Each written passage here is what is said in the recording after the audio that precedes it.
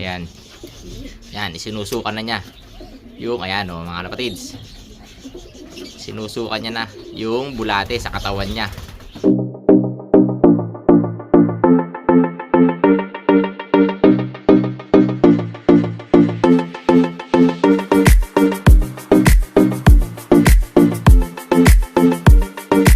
So ayan, what's up mga kalapatids? Magandang araw sa inyo.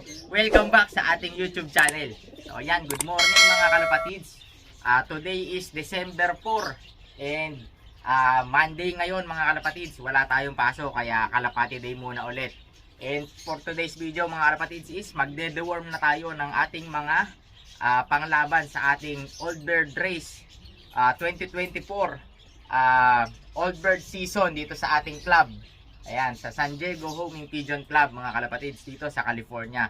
So ayan, nalalapit na kasi ang ating race. So ang race ng San Diego Homing Pigeon Racing Club is sa February.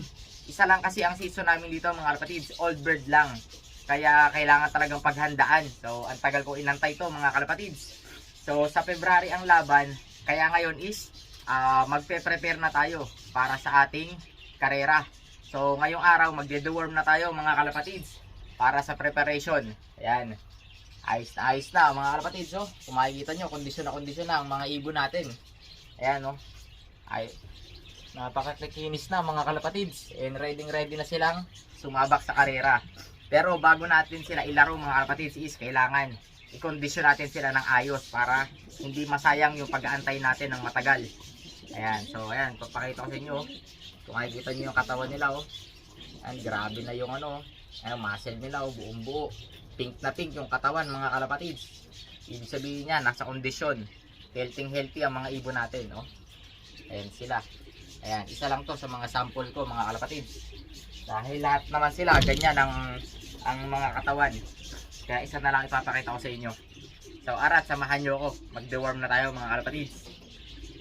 Ayan mga kalapatids, pakita ko sa inyo yung ating mga ibon at mga flyers na pupurgahin. So ayan, so makikita nyo malinis at walang ibon dito sa kabilang section mga kalapatids. Dahil pinagsama-sama muna natin sila dito sa kabilang section. So ayan sila mga kalapatids, dami. So ayan, ayos na ayos mga kalapatids. So ang gagawin natin is magpupurga tayo, and then lahat ng napurga natin is lalagay natin dito para hindi sila madoble-doble ng subo ng gamot. Kaya ayan, arat, simulan natin to mga kalapatids.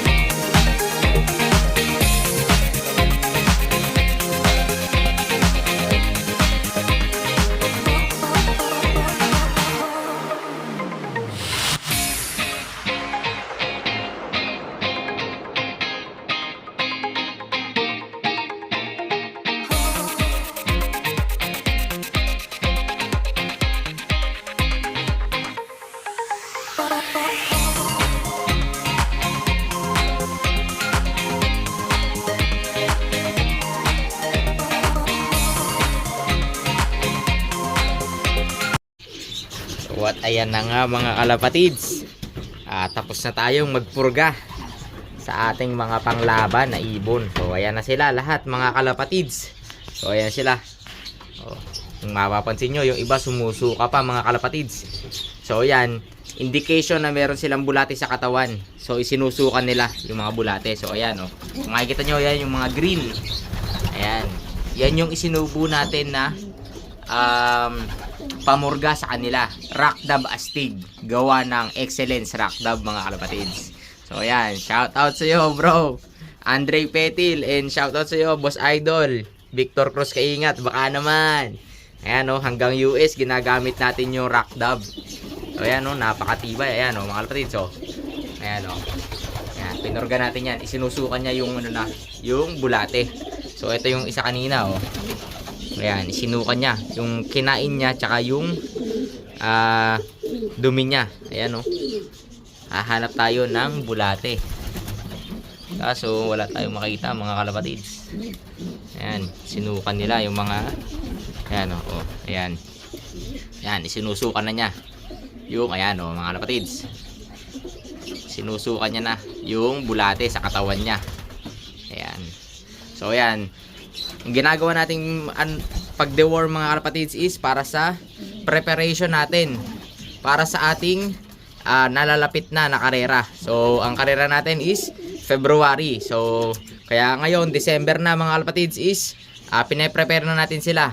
Ikino-condition natin sila. Syempre yung unang process ng conditioning is deworming para matanggal lahat ng mga parasites and mga bulate sa katawan nila, para wala silang kaagaw. Walang kaagaw yung katawan nila sa mga vitamins na ibibigay natin sa kanila mga kalapatids.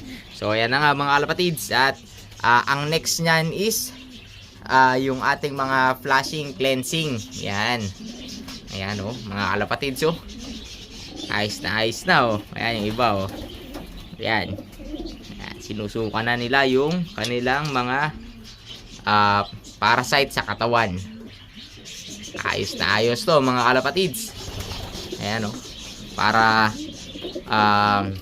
kondisyon na kondisyon sila bago sumabak ng karera. Ayan, gagawin natin lahat mga kalapatids para maganda ang maging lipad natin dito sa US. Ayan, lalaro tayo sa club mga kalapatids. Ayan. So alright, update ko kayo mga kalapatids maya maya. Alright. So ayan mga kalapatids, at after nating mag-deworm ng ating mga panglaban na warriors is naglinis na rin tayo ng poop tray dahil nakita ko nagsukahan sila and labas sila ng mga droppings na may bulate. So ang ginawa ko is nilinis ko na rin yung ating mga poop tray para walang bakterya na maiwan dyan, and nag-disinfect tayo. Ginamitan natin ng Clorox mga kalapatids para siguradong malinis ang ating poop tray at hindi magkakasakit yung ating mga warriors. So nag-deworming na tayo mga kalapatids dahil nagpe-prepare na tayo para sa ating club race. Ayan. So ayan yung mga ibon natin mga kalapatids. Ayan. Ayan, kung makikita nyo, ayan, kung mapapansin nyo, isinukan nila yung kulay green. Ayan, kulay green dahil kulay green yung ginamit natin na pang deworm. Yung ang ginamit natin mga kalapatids is yung Rakdab Astig, gawa ng Excellence.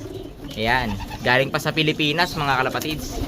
Kung makikita nyo mga kalapatids, so isinukan nila yung mga bulate na meron sila sa katawan.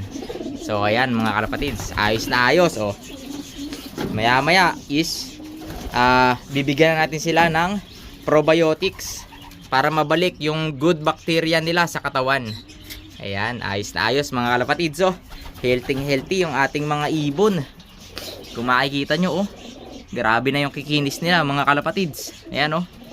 Oh, ayan, ang kikinis na nila mga kalapatids. Ayos na ayos to, ready na sila. So after ng deworming, i-cleansing and flushing ko na sila mga kalapatids para makapag-start na tayo ng training ngayong December. Ayos na oh. Ang kikinis na nila mga kalapatids, lalo na itong mga to. Ayan oh. Ayan yung mga anak ng AFL natin oh. Mga Ornat lines. Ayan, Ornat bloodlines. Masusubukan na rin natin dito sa club race. And then yung mga binibreed natin ngayon is mga Ornat lines din. Yun yung ilalaban naman natin ngayon sa One Loop race na sasalihan natin ngayong 2024 race. Yan mga kalapatids, subok lang na subok, laban lang ng laban. Basta habang lumalaban, may pag-asang manalo mga kalapatids. Ayos na ayos oh. Ang kikinis na nila mga kalapatids oh. Grabe yung mga katawan oh. Bultong-bulto ba? Ayan oh. Grabe sila oh. So pinagsama-sama ko muna sila dito ngayon mga kalapatids. Mamaya ko sila ilalagay dito sa kabilang section dahil naglilinis pa ako. Ayan lang naman update mga kalapatids. Alright. So yan mga kalapatids, sana ay nagustuhan nyo yung video na pinakita ko ngayong araw. So tapos na tayo mag-deworm mga kalapatids. And ano na to, sunod naman yan is cleansing and flushing na mga kalapatids. And then observation na lang sa ating mga ibon kung hindi ba mag-o-off yung katawan nila. So ayan, wala na tayong kailangan baguhin sa patuka mga kalapatids. Magdadagdag na lang tayo ng mga kakailanganin nila pag race day na, tulad ng munggo, mani, saka mais. So ayan, dahil magaganda naman yung mga katawan nila tulad nito. Ayan o, ayan o, healthy mga kalapatids. Pink na pink yung muscle, pink na pink oh. Napakaganda, ayos na ayos mga kalapatids oh. And ang kikinis na nila. Saka ito nga palang ibon na to mga kalapatids, coating background lang is anak to ng mga direct natin na acquired kay Ado Family Law, mga Ornat lines. So susubukan natin dito sa club natin kung ano magiging performance nila. Ayan, usually kasi sa one low price na nanalo yung lahi nito, mga Ornat lines. Subukan natin sa club kung maganda ang magiging lipad nila. Ayan, subok lang na subok mga kalapatids, walang masama. Ayan, then napakakinis na rin oh, ready na sila oh. Ready na lumaban tong mga to mga idol. So antay na lang tayo sa February, magkakaalaman na mga kalapatids kung gugulong ba or matutuwa. So dyan na lang muna tapusin ang ating video for today mga kalapatids. And shoutout sa inyong lahat dyan. Shoutout sa lahat ng mga kaibigan at mga tropa ko dyan sa 13. So shoutout sa lahat ng mga tropang 13 na nakapagpa-finisher and nakapagpa-complete cracking ngayong North Derby Race. So shoutout sa lahat ng mga tropang 13 dyan. Hindi na akong gabanggit ang pangalan, alam nyo na yon kung sino. So ayan, dito ko na natapusin ang video natin for today. Alright mga kalapatids, Magnum Love TV, peace out.